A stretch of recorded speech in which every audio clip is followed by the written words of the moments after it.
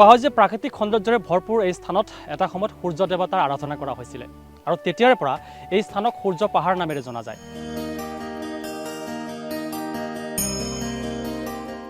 মোৰ পিছফালে দেখুৱাইছোঁ এয়া হৈছে মূল সূৰ্য মন্দিৰ। কালিকা পুৰাণতো উল্লেখ কৰা হৈছে যে প্ৰাগজ্যোতিষপুৰৰ অধিকাংশ অঞ্চলত এটা সময়ত সূৰ্য দেৱতাৰ আৰাধনা কৰা হৈছিলে।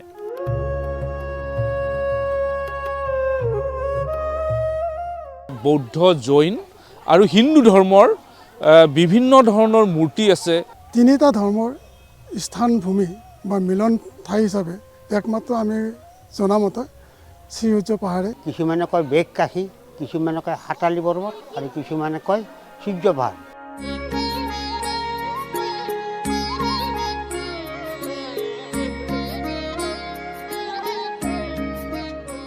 সূৰ্য পাহাৰৰ দশভুজা স্থলীত উপস্থিত আছোঁ।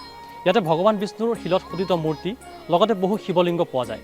উল্লেখযোগ্য যে এই পাহাৰৰ সৈতে এক লোককথা জড়িত হৈ আছে যে 1 লাখতকৈ এটা কম শিৱলিংগ ইয়াতে পোৱা যায়।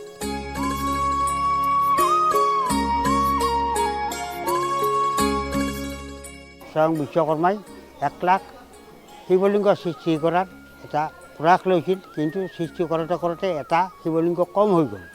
তাৰ তলত আছে ব্ৰহ্মা, বিষ্ণু, মহেশ্বৰ, তাৰ সিপিনে আছে পঞ্চপাণ্ডৱ। এইখন হ'ল তুলসীৰ দেৱীৰ থান, এইটো হ'ল শিৱৰ গুহা আৰু ইপিনতো হ'ল শংখচূড়ৰ গুহা, মাজত সিটো গণেশ।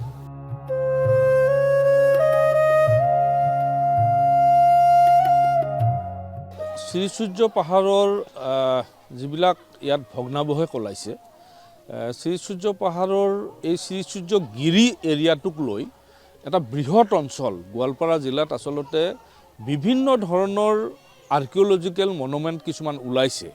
আৰু এইটো এনেকুৱা নহয় যে একেবাৰে বৰভিঠাৰ পৰা পাগলাটেককে ধৰি দলগুমালৈকে এই সমগ্ৰ অঞ্চল জুৰি ইয়াত যে এটা সভ্যতাৰ উত্তৰণ হৈছিল সেই কথাটো উমান পোৱা যায়।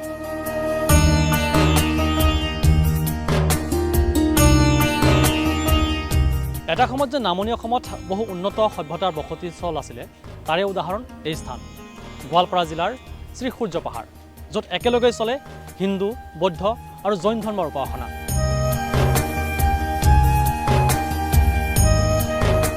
বৌদ্ধ ধৰ্মৰ সৈতে জড়িত বহু ঐতিহাসিক সমল, বহু পুৰাতাত্ত্বিক সমল সূৰ্য পাহাৰত দেখিবলৈ পোৱা যায়। বৌদ্ধ স্তূপৰ পৰা আৰম্ভ কৰি বহু অট্টালিকাৰ ভগ্নাৱশেষ ইয়াতে দেখিবলৈ পোৱা যায়। এয়া মোৰ পিছফালে দেখুৱাইছোঁ, এয়া শিলত খোদিত বৌদ্ধ স্তূপ।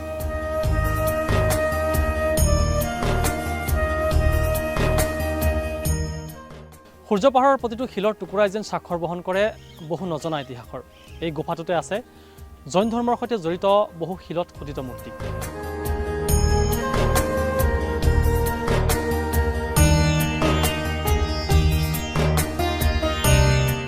আমাৰ ইয়াৰ পাহাৰ বৰ্তমান এই তিনিখনৰ ষ্টেপত লৰ্ড আদিনাথ, পাৰশনাথ আৰু ওপৰত 3 ষ্টেপৰ ওপৰত আৰু লৰ্ড আদিনাথ আছে। এখন মানে শিলৰ ভিতৰত আছে এইটো। আৰু আমাৰ তলৰ যি ধৰ্মশালা আছে, আমি দিগম্বৰ জৈন আদিনাথ চেতালয়, তাতে বৰ্তমান প্ৰথম আদিনাথ বিৰাজমান আছে। আৰু তেখেতে মানে পুতেকৰ এই বাহুবলী আৰু ভৰত তেওঁ তাতে উপস্থিত হৈ আছে। বাহিৰৰ মূৰ্তি যিটো আছে 3টা মূৰ্তি তাতে আছে।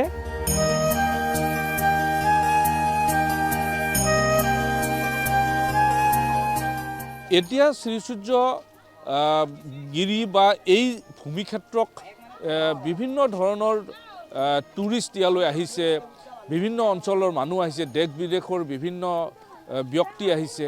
ইয়াত যি প্ৰাচীন সভ্যতাই ইয়াত উত্তৰণ হৈছিল বা ইয়াত বসবাস কৰিছিল, সেই সভ্যতাৰ ভিতৰত মূলতঃ হিন্দু ধৰ্ম, জৈন ধৰ্ম আৰু বৌদ্ধ ধৰ্মৰ স্তূপসমূহে বা জৈন ধৰ্মৰ যিবিলাক মূৰ্তি আছে সেইসমূহে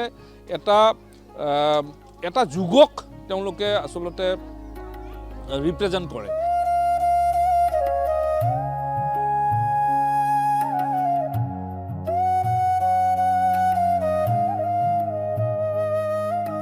খুব ভাল লাগিছে। আমি বাস্কা ডিষ্ট্ৰিক্ট জালহৰ পৰা আহিছোঁ আৰু আমি স্কুল এক্সকাৰ্ছনৰ পৰা আহিছোঁ ভ্ৰমণত। খুবেই ভাল লাগিছে। মানে এনেকুৱা এটা শুনি আছিলোঁ সূৰ্য পাহাৰৰ কথা, ধৰ্ম যোনটো চলি আছে আজিকালি ইণ্ডিয়াত, আমাৰ ভাৰতত, এইটো আজিকালি দেখি ইয়াত যোনটো আমি পাওঁ সকলো মানে আগত যেতিয়া তিনিটা ধৰ্ম একেলগে সেই মিলি একেলগে আছিল, গতিকে সেইটো আমি এতিয়াও সেই কৰিব লাগে, আমি যাতে সকলোৱে একেলগে মিলি জুলি থাকিব লাগে, সেইটো আমি বিচাৰোঁ আৰু সকলোৱে। আৰু আমি কোনো আনটো ধৰ্ম, ইয়াত সকলো ধৰ্মৰ মানুহে আহে ক'ব গ'লে, মই আজিও দেখিছোঁ।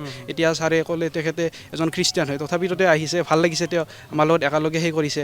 আমি কোনো মানে সেই কৰা নাই, ইয়াত আমি একেলগে কিছু পূজা কৰিছোঁ, সকলো ভালদৰে চাইছোঁ, গতিকে বহুত সেইখিনি ভাল লাগিছে।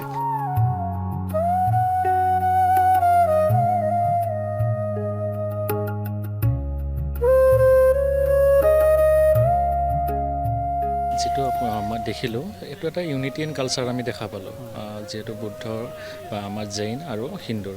তো এইটো যাতে মানে ইউনিটিটো যাতে মানে চলি থাকে, ছ'চাইটিটো যাতে চলি থাকে। তো তেতিয়া মানে ভাবোঁ বহুতখিনি আমাৰ এজ এ ডেভেলপ যদি ইণ্ডিয়া যিটো আমাৰ মোদী ছাৰ বা আমাৰ প্ৰাইম মিনিষ্টাৰে চাইটো চাইছে 2047 বিকশিত ভাৰতত, এই বস্তুটো হোৱাটো মই ভাবোঁ যে এইটো ইউনিটিটো আমি দেখাটো ভাল হয়। কালচাৰটো আপোনাৰ মেইন, যদি আপুনি কালচাৰেল ডেভেলপখিনি কৰা যায় তেতিয়া মানুহে এইটোৰ পৰা চিফ্ট হৈ মেথন আমাৰ ইকনমিক ডেভেলপমেণ্ট বা বেলেগ বেলেগ বস্তুত আপোনাৰ ব্যস্ত হৈ যাব, বা যিখিনি আমাৰ এডুকেশ্যন আছে বা হেল্থ ইনফ্ৰা আছে বা আপোনাৰ যিখিনি কি বুলি কয় ইনফ্ৰাষ্ট্ৰাকচাৰ ডেভেলপমেণ্ট আছে, তো সেইখিনিত গুচি যাব। এতিয়া আমাৰ কালচাৰেল ইছ্যু বহুত চলি আছে, সেইটো আমিও গম পাওঁ বস্তুখিনি।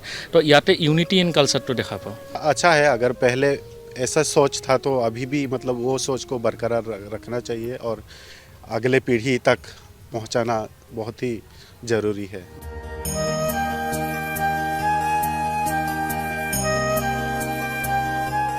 নামনি অসমৰ এক উল্লেখযোগ্য ধৰ্মীয় উপাসনাস্থলী হৈছে সূৰ্য পাহাৰ।